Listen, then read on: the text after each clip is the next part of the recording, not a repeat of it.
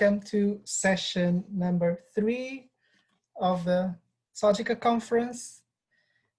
So we've got quite a few wonderful presentations in this panel. It's a panel entitled Identities I. So of course it relates to the range of identities that are involved in Saudi asylum. And we've got 3 presentations, and the presentations will be recorded and posted online, but the Q&A at the end will not. We've got, as I said, 3 presentations. One of the presentations with 2 speakers. Each presentation will take about 15-20 minutes maximum to allow enough time for Q&A at the end. And after all the talks, we'll have 15-20 minutes of question and answers. So I invite all the participants to type your questions and comments using the Q&A function, not the chat function, but the Q&A function that you can see on your screens. And then we will select as many questions as possible for the speakers to discuss and answer. Because of the number of participants and to make sure that there's confidentiality for the participants, we are unfortunately not able to open the session up to oral questions. You can find all the information about the speakers on the conference page of the Sagica website. I ask all the speakers to keep to time. So we're actually going to change the order of the speakers that you can see on the program. I hope you don't mind. We're going to start off with Professor Christel Baltes-Law. And Professor Christel is going to talk about trans and interpersons in the context of migration and flight.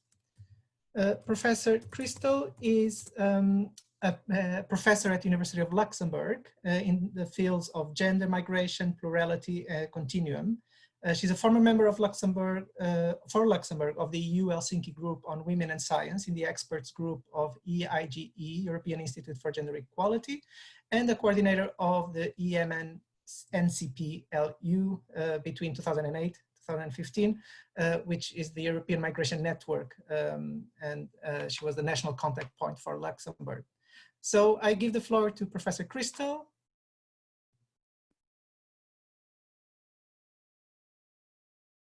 And I would now start with the presentation. First of all, I will apologize for all typos and so on. And I have a little bit enlarged the persons I would like to speak. You haven't shared the screen yet, Christel. I have shared? No, we haven't seen your screen yet. Oh, sorry. It's fine. Ah. We cannot see your slides yet. I cannot go to the sharing. What I can do.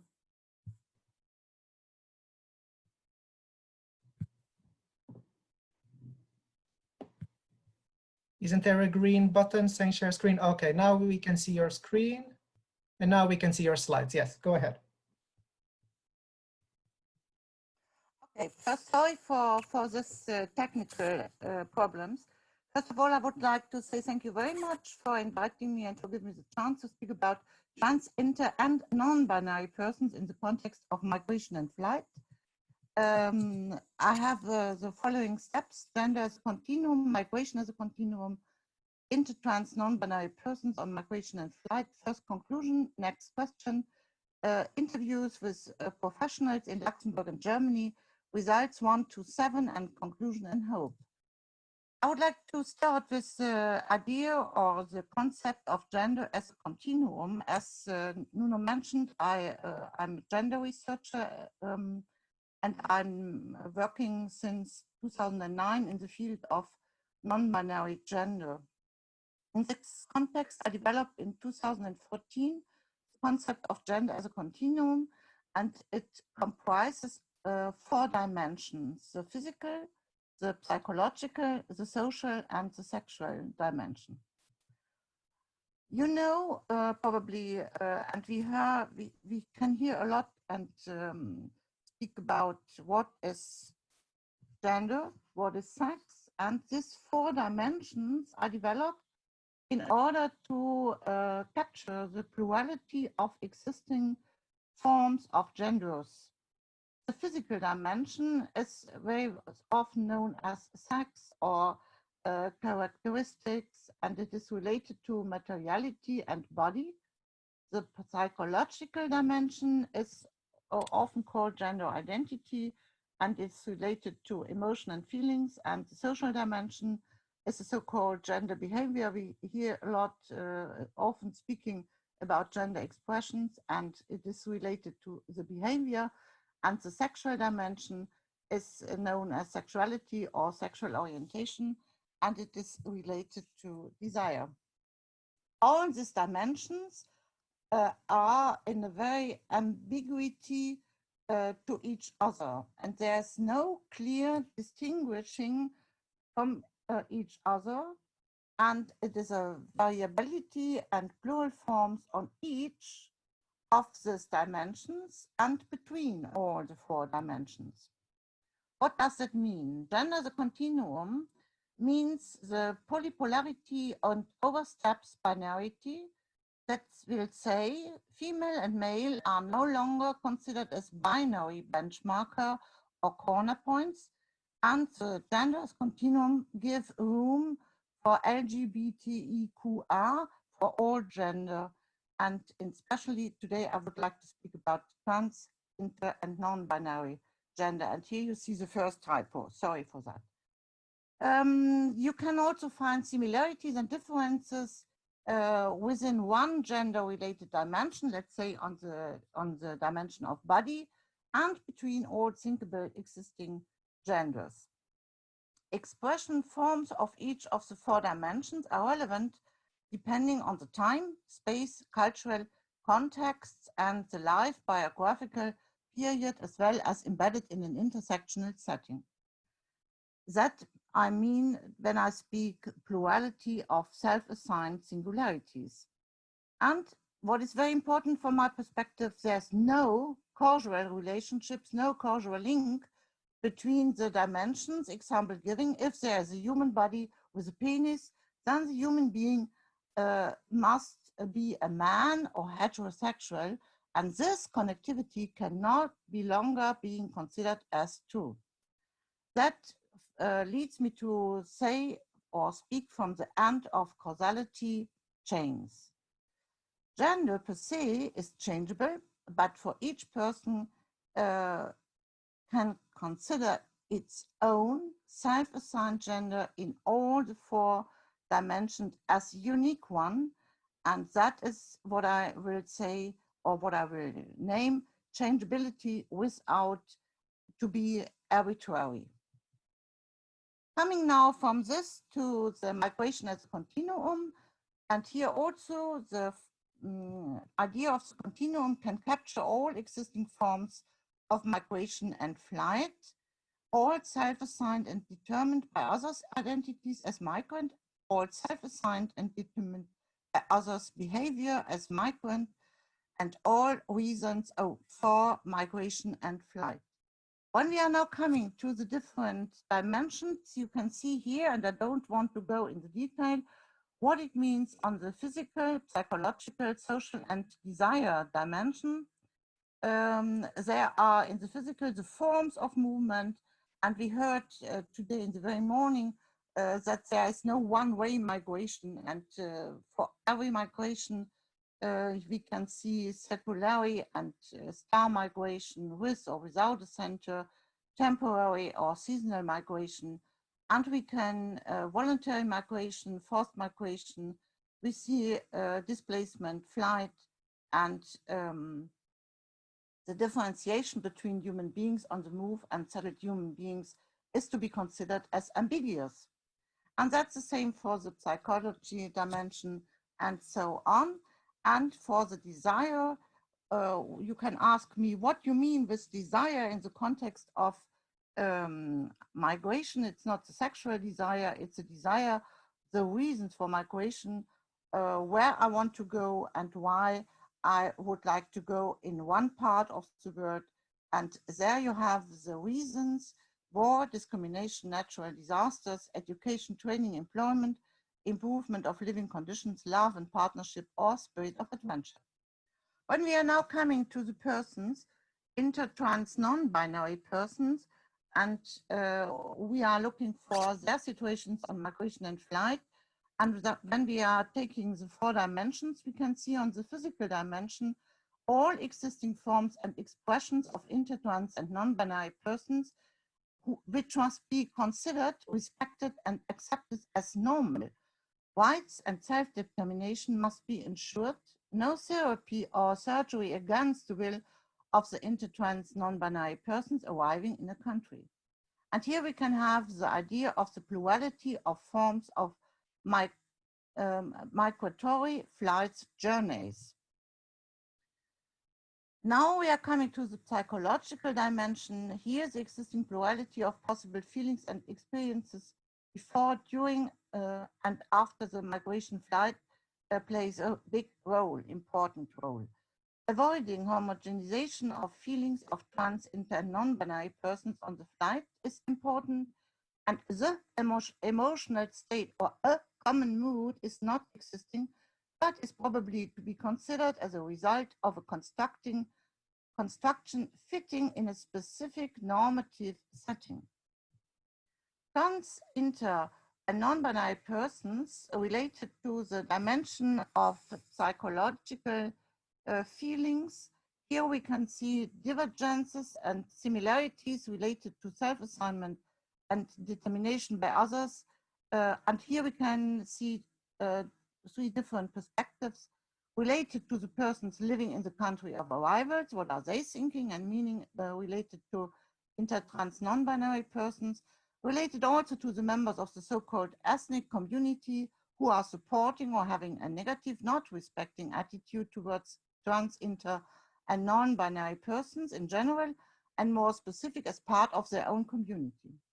Related to trans, inter, non-binary persons arriving in a place and meeting their other tin persons. Tin persons are the trans, inter, non-binary persons from other regions with other migratory flight journeys and other self-assignments. These 3 perspectives are to see in the psychological dimension.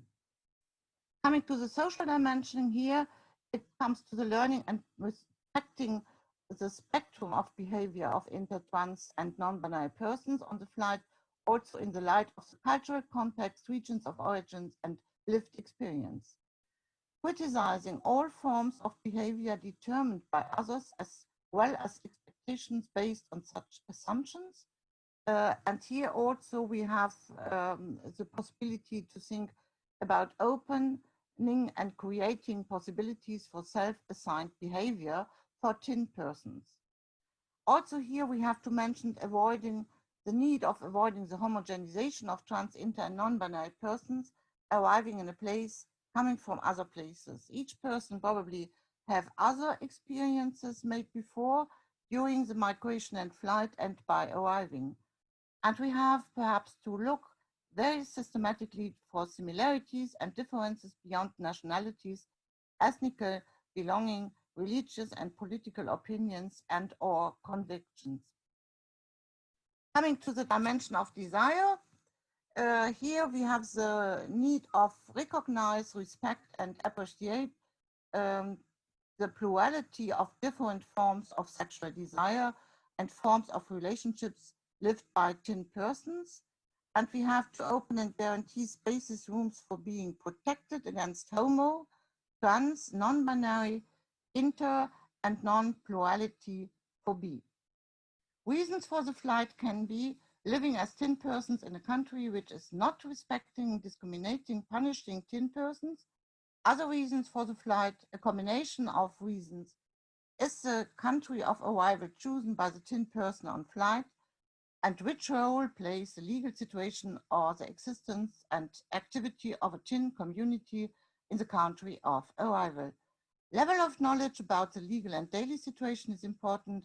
in the country of arrival, what are persons knowing, where they will go to a country, Luxembourg or Germany, and which role plays the new social media in the processes of migration and flight, and how can we deal with, or can the persons deal with multi and plurilingualism?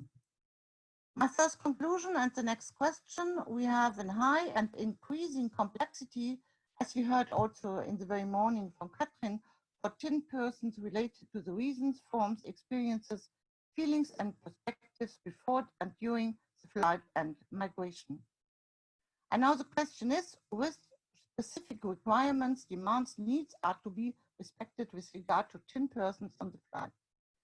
In June 2019, I have had the possibility to make different interviews, and as I would like to do now for this conference, to speak also with persons, 10 non-binary interpersons, it was not possible due to the Corona situation.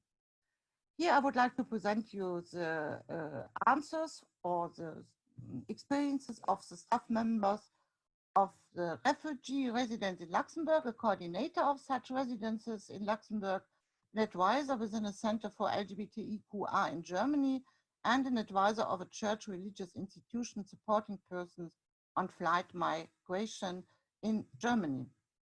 First results, the issue related to 10 persons on the flight is known since 2014, as well in Luxembourg as in Germany, the persons I have spoken with.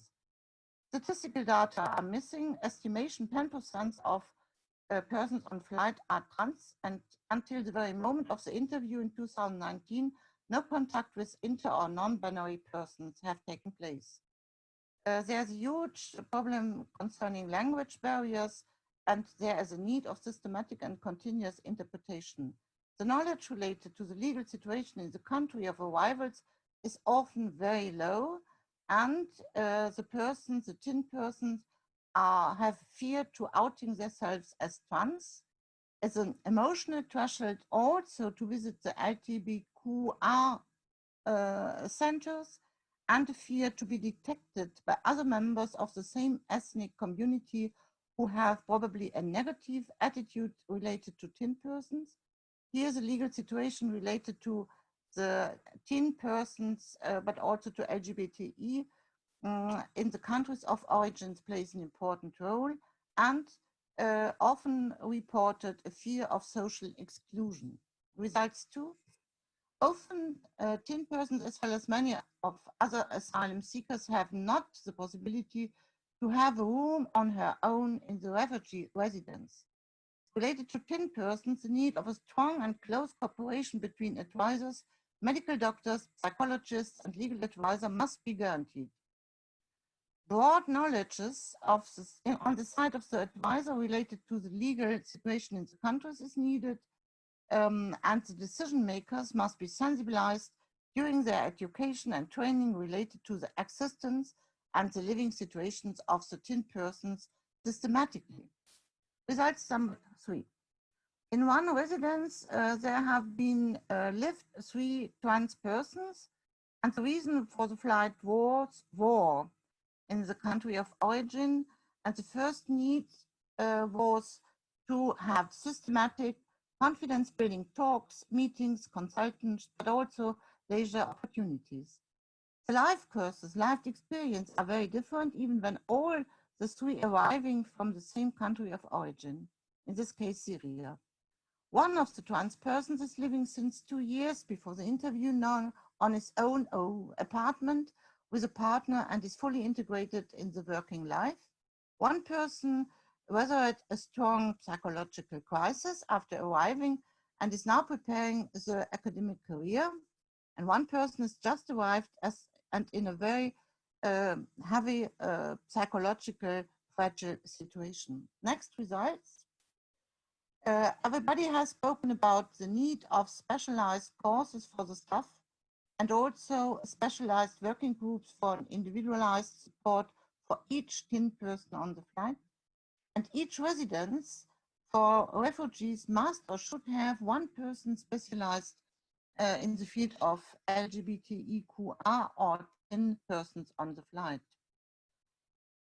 the experience from the center in Germany, there has been 6 trans persons from Syria, sorry for not having translated, Iraq, Afghanistan, Pakistan, Malaysia, and Somalia. All have reported their own experience with sexualized violence. Problematic situation when the person has started in hormone therapy before the flight, medication must be ensured, and there is a twofold discrimination to be considered as refugee and as trans. People, and what is very important, I think people coming from large cities in their countries of their origin tend to live also in a large city in the arrival country. That brings me to the point that to be in the province, it's not so easy for a person coming from a very mega city. Results number 6, cooperation and task sharing is needed with other institutions. The decision makers are more and more respecting the expert opinion or opinions of the information centers working with refugees and or LGBTQR persons. All professionals must deliver a competence guarantee that is also said by everybody I spoke with, that these professionals are knowing the situations of teen persons, professionals with negative attitudes against teen or LGBTQR persons should not be enabled to have contact with teen persons as asylum seekers. All information center must be well established with personal and financial resources, and the work cannot or should not exclusively be guaranteed by volunteer involvement. Last result, the motto for the cooperation, we can see it's recognizing, discussing, and solving, and to give continuously information in different languages for each arriving person on the flight. And that is not a typo here now, it's really for each person arriving in a country where this person can see how normal it can be to be a teen person, a trans, inter or non-binary person. And then that is also one example we have here in Germany, or we have in Germany, as you can see it here in the German language, but it's also available in 7 other languages. My conclusion is that we have a lot to do in order to meet the requirements of the sentence, Die Würde des Menschen ist unantastbar. I thank you very much for your attention.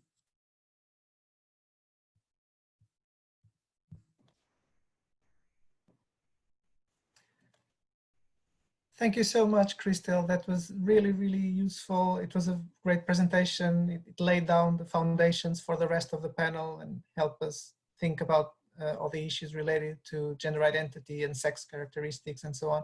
So that was very good. Thank you so much.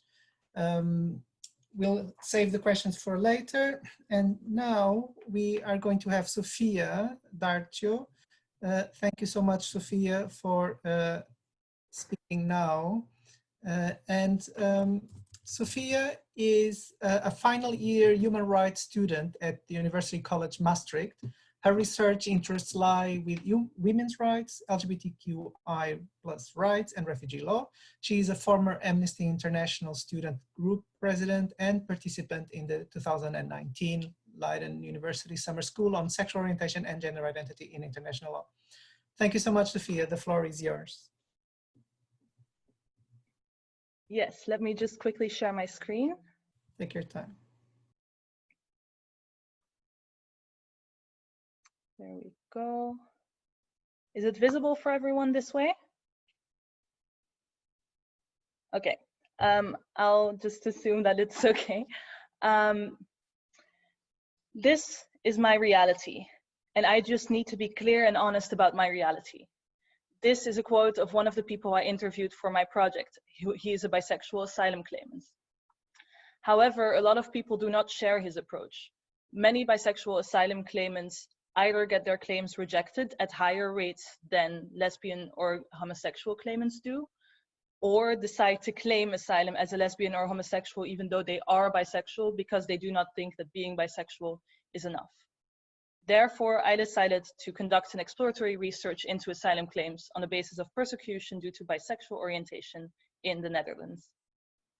My research question was, what are the current challenges in the Netherlands to the granting of asylum status for asylum seekers who base their claim on this bisexuality? I will first be quickly explaining my methods and sharing with you my theoretical framework and the legal framework that is present in the Netherlands, and then I'll be presenting my findings and the conclusion. As I said before, this is an exploratory research, which means it's mainly meant at generating an understanding into the topic. It is not meant to draw any conclusive decisions, because this was my bachelor's final research. So the scope of the research was not big enough to really make a conclusive decision, but it's a first step. In my data collection methods, I did two things. One is I analyzed documents, first of all, existing legislation in the Netherlands, and secondly, case law. I analyzed 22 Dutch court cases on bisexual asylum claimants. And then I also conducted qualitative interviews, semi-structured, with a total of 6 people. 3 of those were asylum claimants, 2 bisexual and 1 homosexual, and 3 people were LGBTQI asylum lawyers who had experience with these type of claims, or NGO workers from refugee rights organizations. So I got a bit of a view from both. In my research, I did both. For the basis of my analysis, I used both a theoretical framework, a legal framework, and a literature review on the current existing research on bisexuality and LGBTQI asylum claims in general. In my theoretical framework, I looked at 2 things. One is approaches to sexual orientation. In this, I mainly focused on Judith Butler's queer theory, which has a quite fluid and flexible approach to sexual orientation. The main argument being that sex, gender, and sexuality are all socially constructed categories that are used to uphold each other. And because this theory does not see sexual orientation as something that is biologically determined per se, it allows for a bit more flexibility. Secondly, I looked at theories of bisexual erasure, specifically that of Kenji Yoshino. He argues that bisexuals are often excluded, both in general society and within the queer community, and face a specific type of discrimination. The practices of bisexual erasure can be seen in 3 ways. One is class erasure, which is the denial that bisexuality exists at all. 2 is individual erasure, which is questioning a specific person's bisexual orientation. For example, by saying, no, but you're actually gay, you just are not ready to say that yet. Or, oh, you're actually heterosexual, but you want to be experimenting right now. And a 3rd point is delegitimization, which is arguing that bisexuality is not a proper sexual orientation, that it's, for example, just a phase. The reasons these processes of erasure are done, according to Yoshino, are the fact that both queer and straight communities have an interest in the stabilization of sexual orientation, and in the stabilization of the primacy of sex in the selection of your partners. This first point, the stabilization of sexual orientation, entails the fact that if you acknowledge that bisexuality exists as a category, then you cannot anymore prove that you are either straight or gay, because there's always the option that you might also like the other gender, one of the other genders. And thus it destabilizes the categories that straight and gay people attach so much value to. A second part is the stabilization of the primacy of sex in the selection of your partners. Of course, both lesbians and homosexuals and straight people have one gender that they select their partners on. And for bisexuals, this can be more than one. And that is a difference that makes them, other communities want to erase bisexuals, according to Yoshino.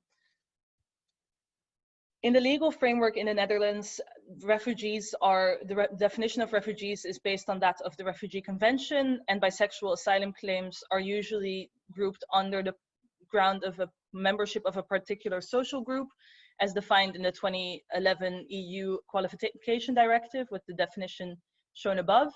And this is a cumulative definition, meaning that the person both has to have some kind of innate or fundamental characteristic, and they have to have a distinct identity in the relevant country.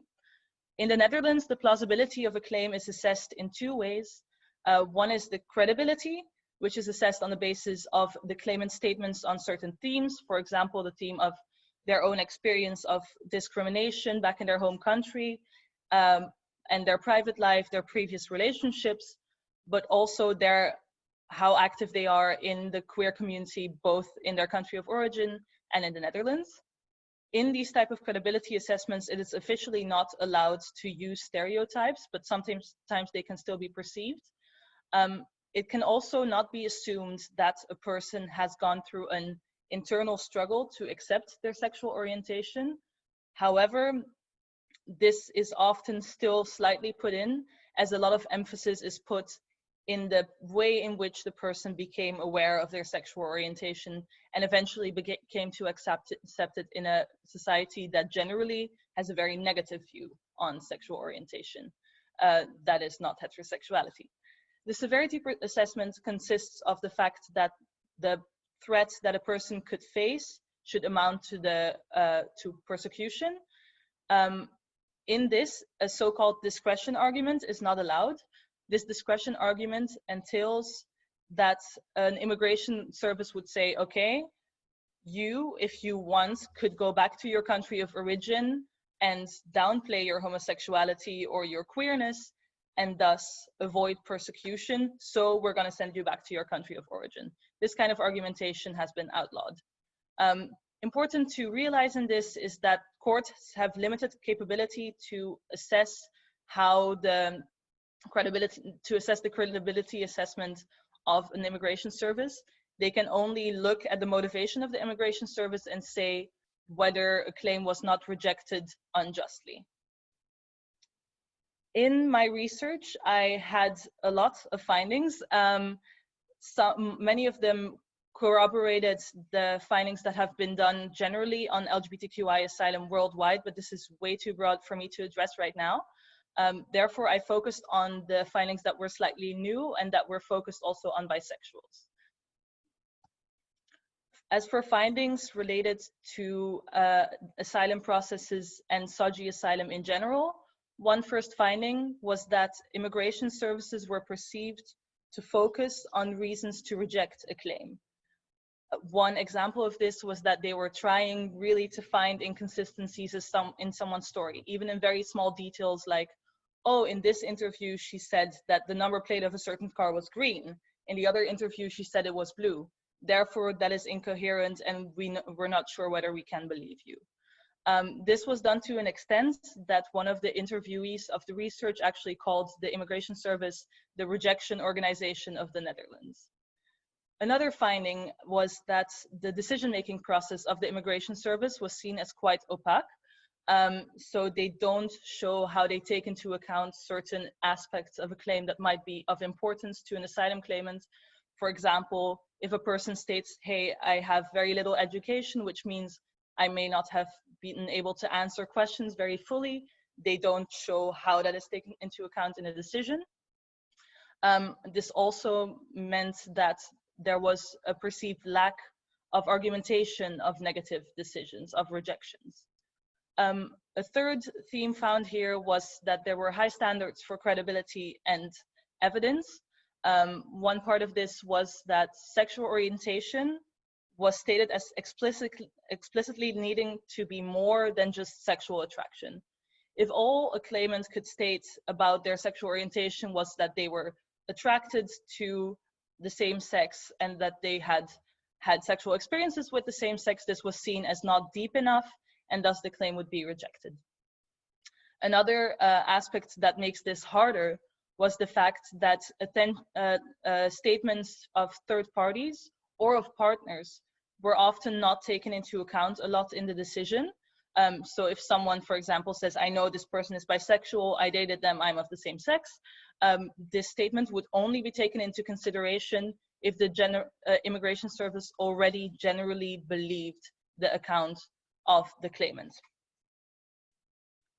Then for the findings on bisexuality, I'm first going to talk about the findings on the claimant side, so the beliefs that were present in the claimants and their lawyers.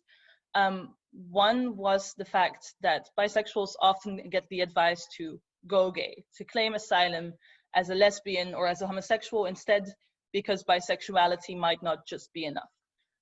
However, this could possibly be detrimental to their claim, because if a bisexual person is telling a story about how they discovered they were a lesbian, for example, they're not really telling their authentic story. And if the immigration service notices that, that could lead to an assessment of it being incredible and thus the claim being rejected.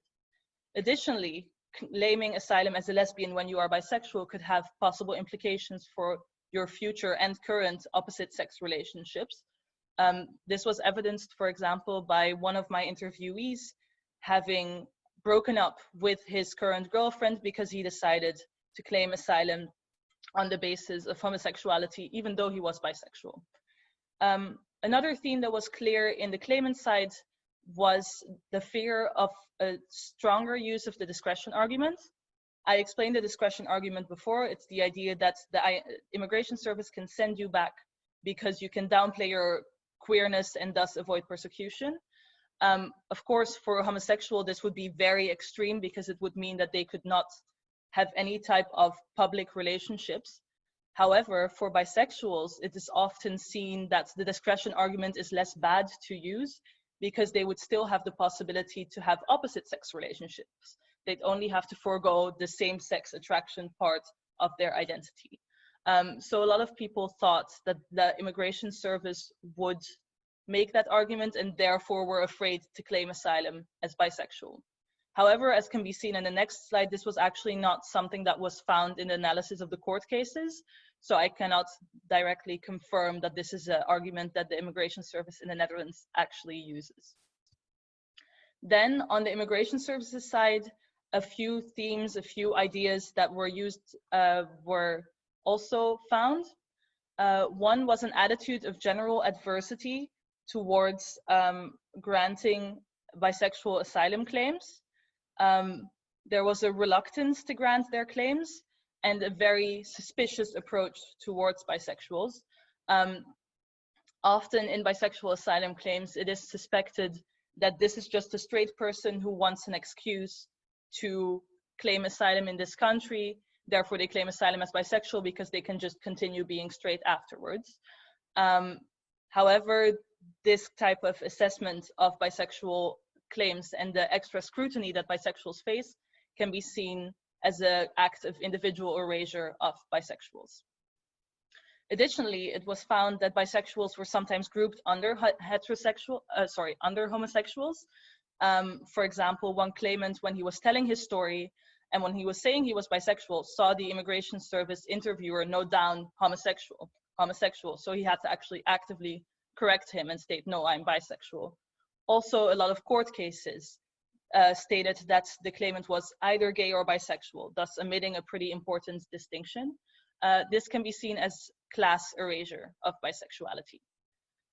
A third point that was found was a binary view of sexuality held by the immigration service. So this is a view of sexuality that says, okay, you're either homosexual or heterosexual, there is nothing in between. As one of my claimant interviewees stated, they only understand when you say you are straight or you are homosexual. This can be seen as class erasure of bisexuals. Another view that was found was a fixed view of sexuality, so a view that your sexual orientation is fixed and does not change or fluctuate throughout your life. A specific way in which this could be seen was the fact that bisexual claimants were often asked, how much do you like women? How much do you like men?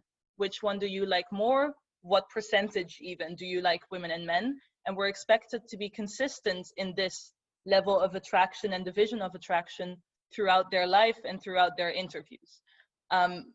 This fixed view of sexuality negates the fact that some people, and some bisexuals specifically, can experience more fluidity in their attraction and can thus lead to the false rejection of claims, which is an act of individual erasure of bisexuality. A last point perceived was that the immigration service sometimes assumed that bisexuals did not face persecution. They would say, okay, a bisexual person can, if they want, pass as straight, or they're not as gay as the rest, so probably they don't have any problems. However, as one of my interviewees stated, in countries that criminalize homosexuality, there is no discount for bisexuals, but the immigration service does assume that. This can be seen as an act of delegitimization of bisexuality because it assumes bisexuality is not really quite queer. So to conclude, in my research, several worrying views on the immigration service were found, especially the opacity of their decisions, the fact that they really try as hard as they can to reject claims. Interestingly, this view was more present in people who had more experience with the asylum process, so asylum claimants who were further in their asylum claim, who had already done their interview, and their lawyers.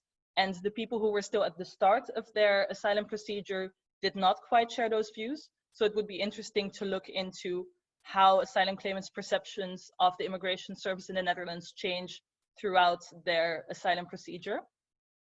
Additionally, several practices of bisexual erasure were found, although sometimes there was an incoherence between the fears that bisexuals and their lawyers had, such as, oh, maybe the immigration service will use the discretion argument on me and thus reject my claim, and the reality, which is that the discretion argument, at least in my research right now, was not specifically found in any of the court cases.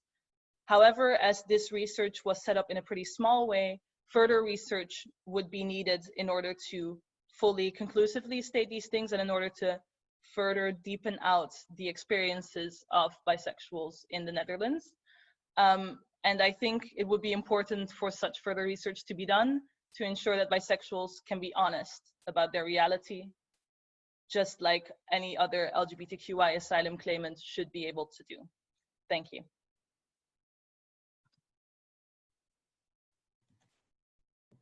Thank you so much, Sophia. That was really, really interesting. And of course, it does match some of the things that exist already in the literature about bisexual claimants, but it also brings in new material, new food for thought. And so it's really important that you make this contribution. Thank you so much for that. Thank you. Now we're going to move on to the third presentation. Reality is not binary, spotlighting the existing gaps in the EU and Italian asylum system for transgender applicants. And this is a presentation by Chiara Scissa, who holds an MA in International Cooperation and Protection of Human Rights with honors from the University of Bologna. She has collaborated with the Global Campus of Human Rights and University of Milano Bicocca in the development of migration and refugee-related projects. And currently she's the project assistant at the University of Bologna, as well as Human Rights and Migrant Protection focal point at UN Major Group for Children and Youth. And the presentation will be done together with Elizabeth Cucco, who holds an MA in International Cooperation and Protection of Human Rights with honors from the University of Bologna as well.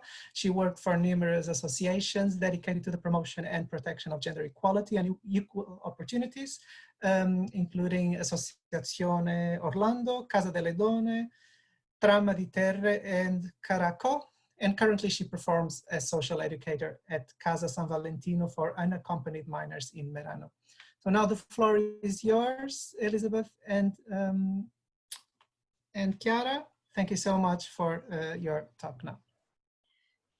Thank you, Nuno. Thank you, Sophia, for having gone first. I'm sorry, I just had a small issue with my voice, but now I'm okay. I'm going to share my screen. Okay. Nuno, can I ask you if you see it? Okay, perfect. Thank you very much. So The first part of our presentation is going to focus more on the regulatory flaws at the EU level. As we can see, the Common European Asylum System reveals notable regulatory gaps with drastic effects on the lives and human rights of people excluded from the protection status it offers, and specifically for trans international protection applicants. As we can see, none of the funding treaties of the European Union make a comprehensive reference to gender identity, gender expression, and sexual orientation, while the European Charter of Fundamental Rights, which has the same legal value of the two funding treaties, prohibits any discrimination based on sex and sexual orientation, but it does not explicitly refer to gender identity. What is more, we don't have a recognition of the vulnerability felt by trans international protection applicants, which are excluded from any list of vulnerable groups, as we can see in in the Reception Conditions Directive, in the Qualifications Directive, and in the Return Directive. This leads to no additional healthcare and psychological service and no favorable standard in case of detention. In addition to this, there is the absence of a trans-sensitive approach. In fact, to trans international protection applicants applies the notion of safe third country of origin as set out in Article 37 of the Asylum Procedures Directive. For a third country of origin to be considered as safe, it has to meet several requirements, such as the absence of persecution, torture, and inhuman or degrading treatment. However, according to this requirement, not even EU member states would be considered as safe. Because of the multiple violations of the prohibition of torture as set out in Article 3 of the European Convention of Human Rights, as held by the European Court of Human Rights.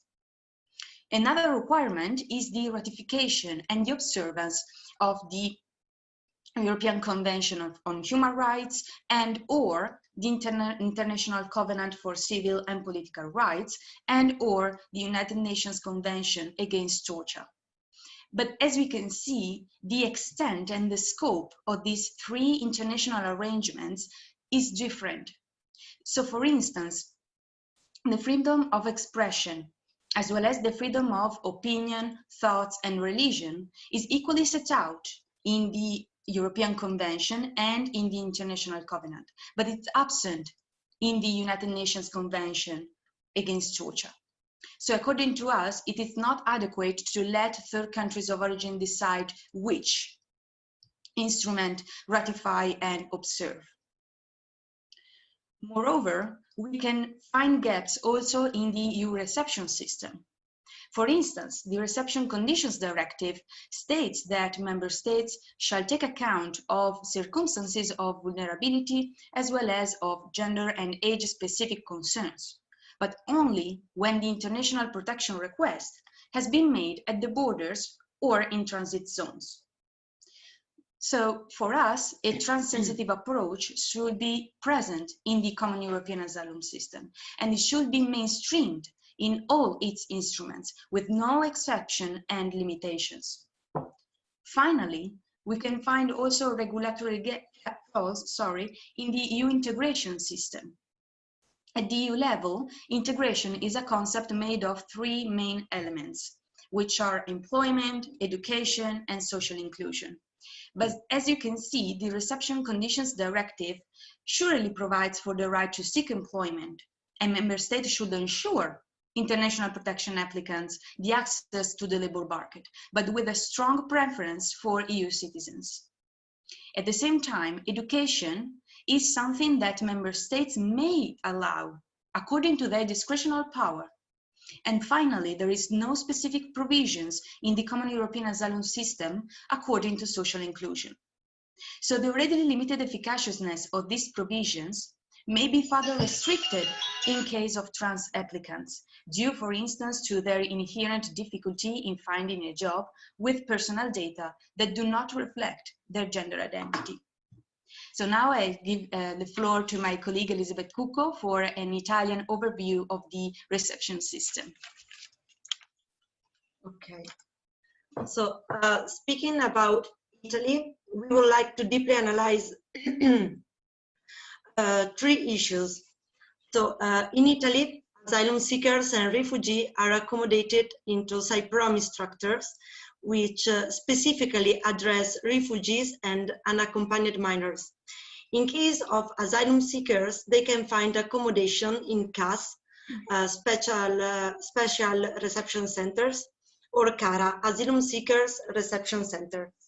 So migrants willing to apply for international protection are collocated into one of these centers, also according to their sex registered at birth, without any sensitive approach in case of LGBT and trans international protection applicants specifically.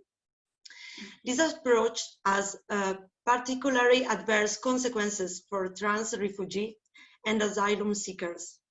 Within the subprime CAS or CARA structures, the discrimination against trans individuals already experienced in their country of origin could be reproduced therein by both connational and either by asylum seekers of different backgrounds. This tangible risk inevitably limits the fundamental freedom of trans individuals to live their identity without fear, and forcing them rather to hide their gender identity, as already occurred in their country of origin. Moreover, trans applicants in reception centers can suffer from gender-based violence and abuse. Another issue, and in Italy is a very important issue, is about gender affirmation process.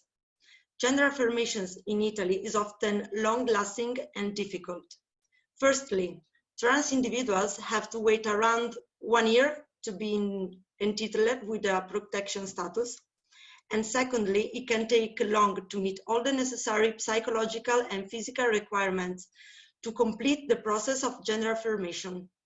On this regard, Law 164 from 1982 requires a psychological evaluation and a consequence judgment by competent ordinary court to initiate the gender affirmation process via surgery and or to change the personal data. These long-lasting waiting periods can lead to further difficulties in terms of social integration and employment. For instance, to better explain this point, I would like to briefly mention some data. Considering the European rainbow of maps, Italy is 35th out of 49 countries for LGBT rights. And considering the European Agency for Fundamental Rights survey, 23% of LGBT individuals felt discriminated against at work, 32% in Italy say they have been arrested, and 41% of LGBT individuals in Italy say that prejudice and intolerance have risen. In light of the slight tolerance shown by European member states and societies, we can imagine that the integration process and looking for a job may be complicated for trans people. Another issue for the above mentioned reason, we would like to affirm the need for the Italian government to adopt as soon as possible a law against homotransphobia. Only recently, a legislative proposal has been elaborated to extend the already existing Mancino law, which condemns crimes based on hatred owing to race, ethnicity, religion, or nationality, as well as sexual orientation and gender identity. So, to contrast these issues, there's a need to provide ad hoc reception centers for trans international protection applicants to guarantee their physical and physiological integrity. One experience, a unique experience in Italy, in Bologna specifically, is Casa Caterina, run by MIT. We really need for the government to adopt a hate speech law. and need to make the administrative process for gender affirmation more sensitive and also faster. Thank you.